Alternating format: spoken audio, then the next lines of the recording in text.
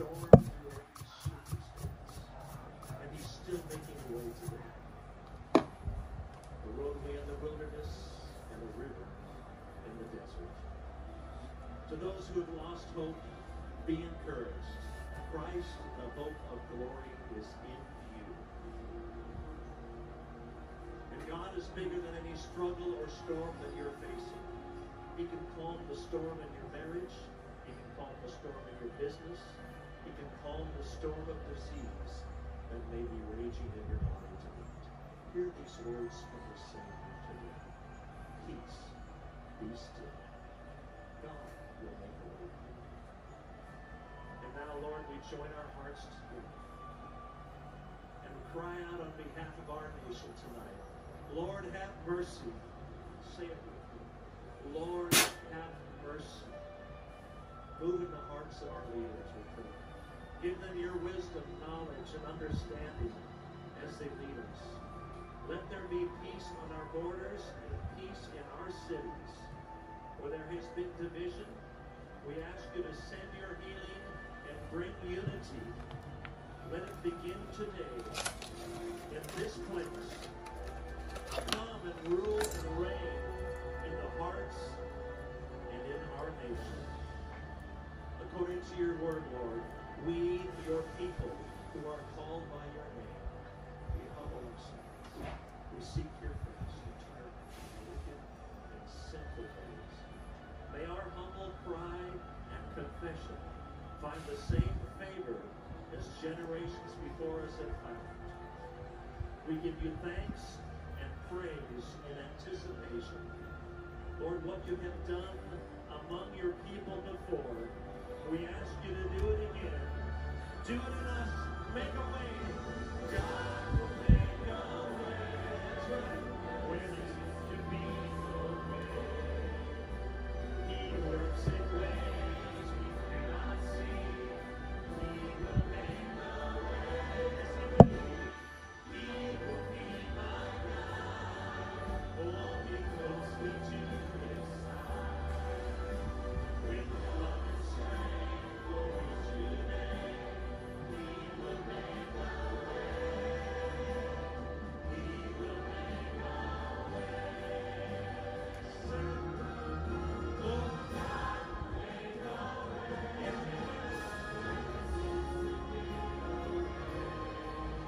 Oh, he works in ways we cannot see. He will make a way for me. He will be my God. Hold me closely to his side. With love and strength, glory today. He will make a way. He will make a way. Love and strength, with love and strength, glory today. He will make a way.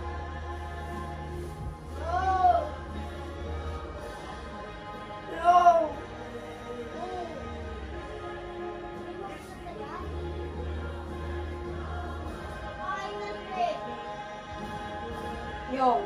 Okay.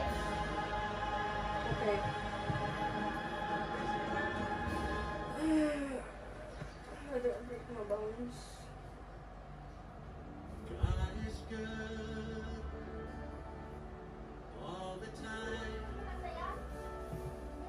He put us on a friend Ba't ikaw nandun lang sa taas? in this heart of mine. So based dito sa ating schematic diagram, meron siyang center top sa magkabilang side, 1 at saka 6, tapos 2 at saka 5, yun yung 9 volt accelerating current, tapos yung 3 and 4, 9 volt AC rin. So ang ginawa natin ay ito ang nangyari dyan. Pinutol natin yung dalawang telephone wire. Inilagay natin yung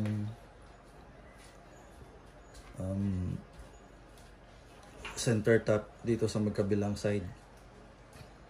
Tapos yung 9 volt dito naman sa isang number 5. Tapos number 3 naman yung isang 9 volt na galing dito sa transformer.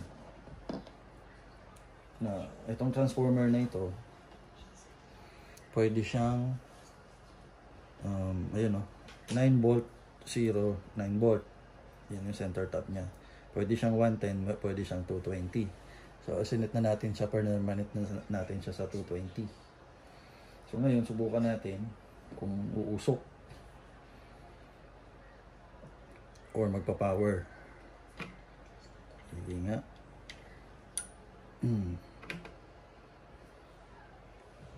So ingat tayo dahil mag-ground tayo dito. Ayun, power. So ngayon mag-voltage checking tayo para malaman natin kung nadidistribute yung exact voltage.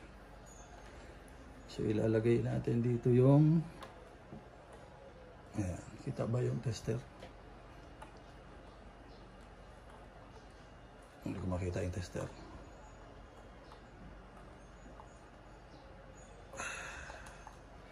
Ayan. Kita ba? O, dito sa kabilang side.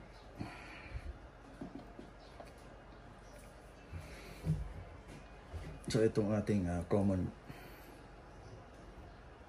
So meron tayong nakukuha dito na 19.09 volts. So pinasa niya rito. Sundan lang natin yung circuit. Papunta dito.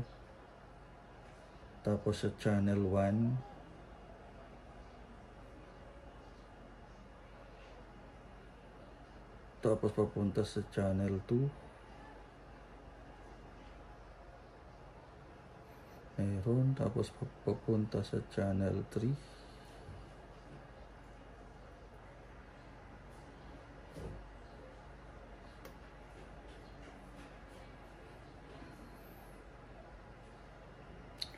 Ito, tingnan natin, papunta na siya sa channel 4. Tapos papunta dito sa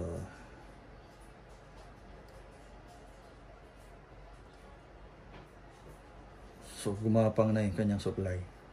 So balik na natin to sa kanyang shell para malaman natin kung may output o wala at kung ano pa ibang problema. Pero maghinang muna tayo kasi may mga nakaangat, parang cold solder. Pero hindi naman siya masyadong cold solder. Nabuksan na lang din naman natin, hinangan na natin. Alright. So ngayon, ibalik na natin dito sa ating assembly table.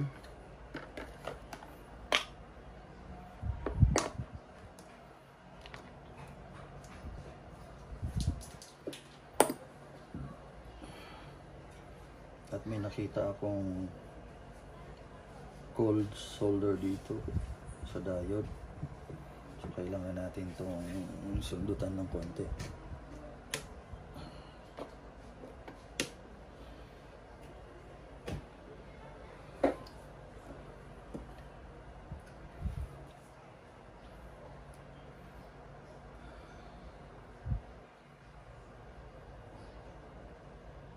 Pati yung kanyang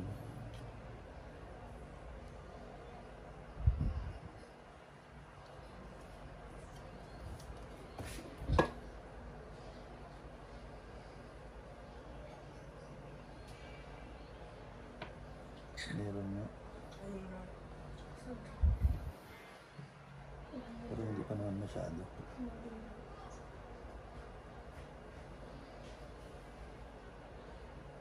Ay, hindi naman siya cold solder.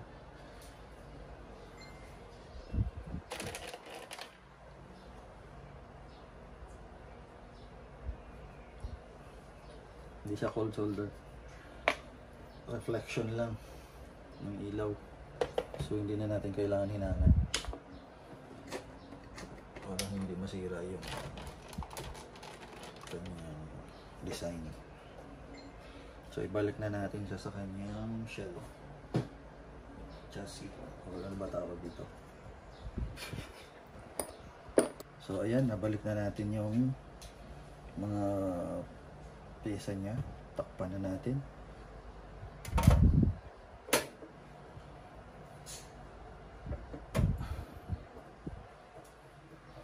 At subukan natin kung gaano kaganda yung tunog na.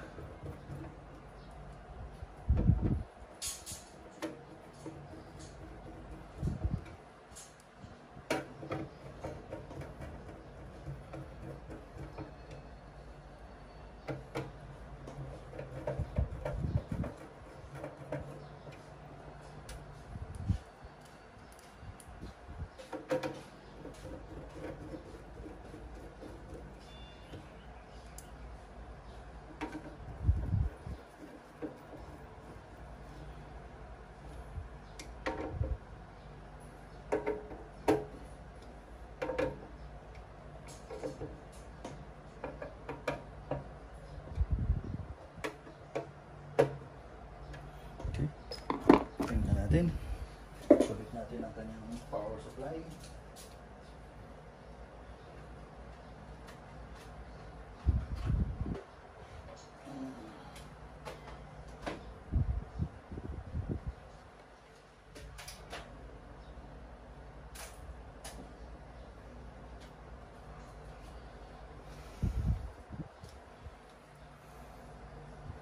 So gawan pa natin ng ano tong power supply niya.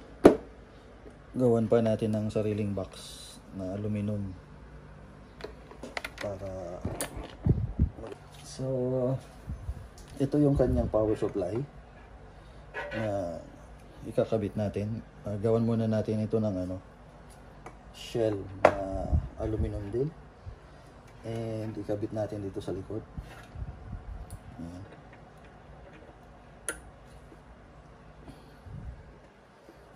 Tapos ipwesto na natin. And pindutin natin yung power. Ayaw mag-power. Bakit kaya? Baka natanggal.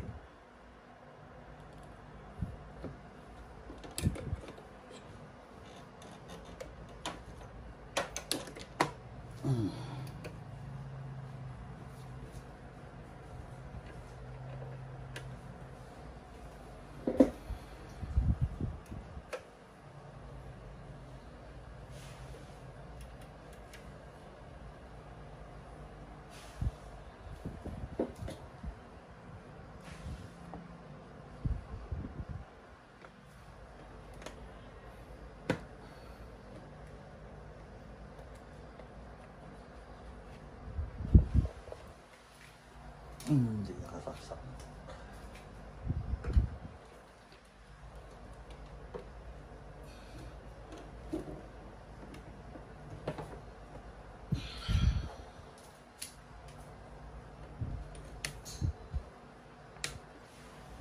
Meron. Pasok, sir. Ay, tika. Kasarado pala. May bisita tayo. So, sinaksak natin sa 220. Meron siyang 231 volts. Ayan. Yun. Nag-fit. Tingnan natin kung pa-power on. Yun. Meron na siyang power. Patay natin. Buksan natin. Ayun, may power na. So, ayan po, meron na siyang power. Successful. Ayan. Thank you, Lord. Okay na to. Susubukan ko kung mayroong tunog. Alright.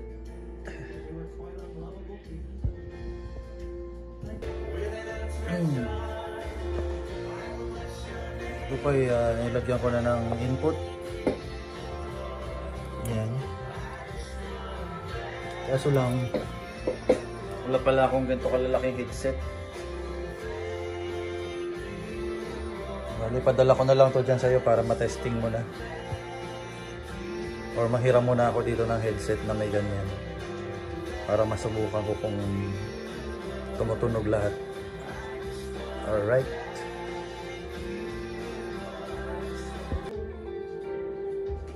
Subukan ko nga ulit. Yun, may power na. Tapos hawakan ko yung ano. Ayun, may ground.